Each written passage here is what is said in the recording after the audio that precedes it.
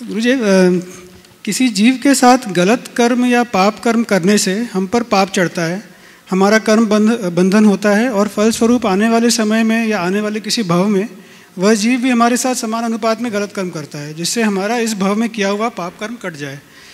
परंतु अभी तक वह जो जीव है कर्म बंधन रहित है, उसने अभी तक हमारे साथ कोई गलत कर्म नहीं किया है। बावजूद इसके मैं उसके साथ गलत या पाप कर्म करने के लिए कैसे स्वतंत्र हूँ? उस निर्दोष और कर्म बंधन रहित जीव के साथ पिछले भव में कुछ भी गलत क्यों हो रहा है? माने अभी जो इस भव में है वो गलत क्यों हो रहा है? वो फ्यूचर में तो मेरे साथ गलत कर सकता है, लेकिन अभी मैं उसके साथ गलत क्यों कर रहा हूँ? अभी तक तो उसने कुछ गलत नहीं किया है। सवाल की गहराई ये है गुरुदेव कि निगोद से उत्पन्न हुए कर्म रहित जीव के साथ पाप और पुण्य कैसे जुड़ जाता है? जब उस जीव ने पूर्व में कोई भी कर्म बांधे ही नहीं है तो दूसरे उसके साथ अच्छा या गलत कार्य करने के लिए कैसे स्वतंत्र है? गुरुदेव, दो उदाहरण और थोड़ा सा 1 मिनट और लूँगा। महावीर भगवान के जीव में पूर्व भव में राजा रहते हुए खौलता हुआ गर्म शीशा अपने सेवक के कानों में डलवाया था। गुरुदेव, ये श्वेतांबर परंपरा से ही है, लेकिन फिर भी मैं एक एग्जाम्पल के लिए, और वह सेवक मर गया, जिसके कारण तीर्थंकर के भव में उसी सेवक का जीव ग्वाला बनकर महावीर के कानों में कील ठोकता है।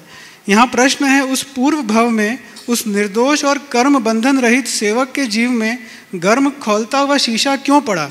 उसने तो कोई भी पूर्व भव में गलत कर्म नहीं बांध रखे थे। और गुरुदेव, एक छोटा सा आशय समझ गया। और मैं एक और उदाहरण, ये पार्श्व भगवान के जीव में, माने पार्श्व के जीव ने कोई गलती की थी। मैं वहीं आ रहा हूँ। कमठ को, गुरुदेव 1 मिनट और लूँगा बस। पार्श्व के जीव ने क्या कोई गलती की थी कमठ को समझाकर कि लकड़ी न जलाया जाए, जिससे नाग नागिन की हिंसा न हो? अगर पार्श्व ने कोई गलती नहीं की थी, कोई कर्म बांधने लायक कृत्य नहीं किया था, तो कमठ ने देव बनकर पार्श्व को इतने उपसर्ग क्यों दिए?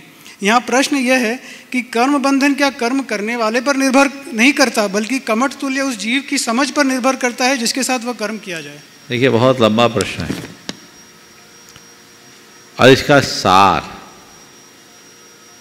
केवल एक ही है कि हम लोग कर्म सिद्धांत को समझने में चूक गए। प्राय ऐसा कहा जाता है, कहा क्या जाता है, एक आम धारणा है कि हम जो करते हैं उसी के अनुरूप सब कुछ होता है और हम लोगों का एक दूसरे के साथ भवांतरों तक वैर बनता है। जैसा हम करते हैं वैसा ही हमें भुगतना पड़ता है। ये बहुत सामान्य कथन है।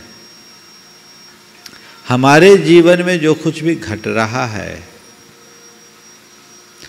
वो हमारा किया हुआ तो है ही, पर जो कुछ है वो हमारा कृत कर्म ही है, ऐसा सही नहीं है। बहुत सारी चीज़ें ऐसी हैं जो संयोग से हमें मिलती है। आपने पार्श्वनाथ भगवान का उल्लेख किया। 10 भव में पार्श्वनाथ भगवान ने कोई पाप नहीं किया, समझ गए? 10 भव में मरुभूति से लेकर पारसनाथ तक पारसनाथ भगवान ने कोई कर्म नहीं किया, बल्कि कमठ के मन में उनके प्रति गलतफहमी हुई। वो गलतफहमी के कारण अपने हृदय में द्वेष की गांठ बांधा। पार्श्वनाथ भगवान का जीव तो मरुभूति तो उनसे क्षमा मांगने के लिए गया था, लेकिन उस घड़ी में उनको पत्थर पटक करके हत्या कर दी। और ऐसा एक बार नहीं, 10 भाव तक चलता रहा। हर बार कमठ के जीव ने उन पर अटैक किया, उसका पतन हुआ और पार्श्वनाथ भगवान के जीव ने उसको सहन किया, उनका उत्थान हुआ। चला, अगर हम कोई कृतकर्म की दृष्टि से देखें तो ऐसा कुछ भी नहीं दिखता, पर ऐसा संयोग बना और उनकी क्षमता, अपनी क्षमता के बल पर उनने उस कर्म का क्षय किया और केवल ज्ञान प्राप्त कर लिए, भगवान बन गए। तो इसको एक संयोग के रूप में देखना चाहिए, समझ रहे हैं? तो हमने आज हमारे साथ किसी ने चीटिंग की, तो कोई जरूरी नहीं कि हमने अतीत में उसके साथ चीटिंग की होगी इसीलिए वो चीटिंग कर रहा है। हमने ऐसी परिस्थितियां निर्मित की, ऐसे संयोग बन गए, हमने कुछ बेवकूफ़ी की, हम कोई लालच में फंसे, हमने जल्दी कोई विश्वास कर लिया, इससे हम चीटिंग के शिकार हो गए। समझ गए? तो ये जो कहा जाता है कि हम जैसा करते वैसे भरते, सब कुछ रिटर्न होता है। जो हम करते वो तो भुगतना पड़ता है, पर जो नहीं करते वो भी भुगतना पड़ता है। संयोग, क्योंकि कर्म अपना फल द्रव्य क्षेत्र काल भाव के अनुसार देता है। समझ गए? अभी आपका कोई पाप कर्म उदय में आने वाला नहीं है, पर गलत जगह चले जाओगे, गलत लोगों के साथ चले जाओगे, तो तुम्हारा पाप उदीरित हो जाएगा। तुमने कोई पाप नहीं किया, अतीत का कोई पाप का उदय नहीं है, पर किसी आतंकवादी से दोस्ती करके उसके साथ घूमोगे तो जेल जाओगे कि नहीं जाओगे? बोलो, जाओगे ना? तुम्हारा पिछला कोई रिकॉर्ड नहीं,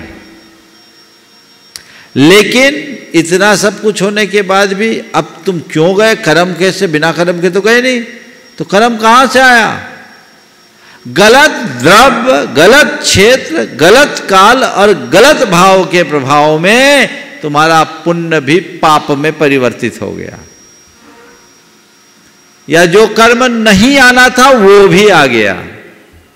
संयोग बदल गए। समझ गए? तो ये चक्र चलता है। हमारे जीवन में जो घटता है वो कर्म के निमित्त से होता है, ऐसा पूरी तरह सही नहीं है, ये सत्यांश है। उसमें कर्म का पुट तो होता है, पर केवल कर्म का ही पुट नहीं होता। कर्म के साथ काल है, दैव है, भवितव्य है, पुरुषार्थ है, बहुत सारी चीजें जुड़ती है, तब किसी कार्य का संपादन होता है। समझ गए ना? तो मैं समझता हूँ बात अब स्पष्ट हो गई होगी। इतने जितने भी उदाहरण उनमें वो सब चीज़ें वैसे जुड़ेगी। तो महाराज जी आज आपने तो हमें एक कन्फ्यूजन कर दिया, नया कन्फ्यूजन कर दिया कि अभी तक तो हम अपने मन की क्षमता रखने के लिए यही सोचते थे कि हमने उनके साथ बुरा किया होगा इसलिए आज हमारा बुरा हो गया। तो अब तो हम बिना बुरा किए भी हमारा हो सकता है, तो फिर हमारा कोई बुरा करे तो हम उसके बुरा करने में तुल जाए। ऐसा मत सोचना। जब बिना बुरा किए भी हो सकता है तो बुरा करने में तो पक्का होगा। समझ गए ना? जब पारसनाथ भगवान के भावों को देखो, एक हाथ से ताली बजती रही, बजी ना, तो दोनों हाथ मिलेंगे तब तो पता नहीं क्या होगा।